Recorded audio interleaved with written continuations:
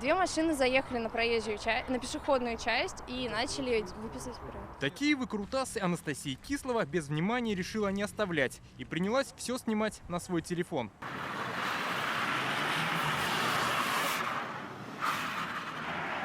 Как видно, все это происходило не только на глазах, но и у ног посетителей торгового центра. Я вообще ничего не имею против подобного рода занятий, то есть дрифта.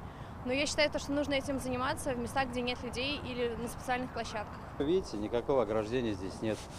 Любая машина может заехать, особенно зимой. Охрана торгового центра сниматься отказалась, но рассказала, что как только увидели, что возле их объекта закрутились такие события, тут же поспешили поставить в них точку. Здесь у нас на улице очень подход нет.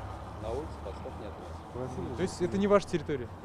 Это наша территория. Мы в камеру увидели, вышли. То, что с такими заездами нужно уезжать куда подальше от людей, говорят и встречные нами казанцы. Потому что могут быть аварии, могут быть люди пострадать. Надо же как друг другу уступать, уважать друг друга, пассажиры.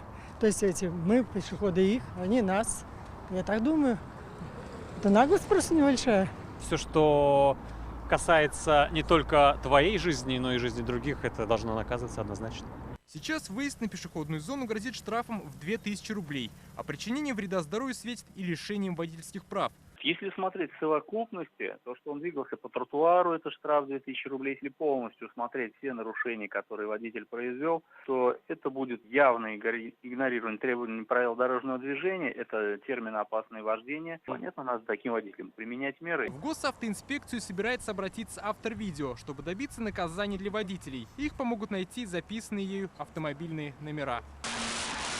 Добавим, что подобные выкрутасы в Казанском аэропорту инициатору обернулись возбуждением уголовного дела. Дмитрий Аринин, Ильшат Мухаметов, ТНВ, Казань.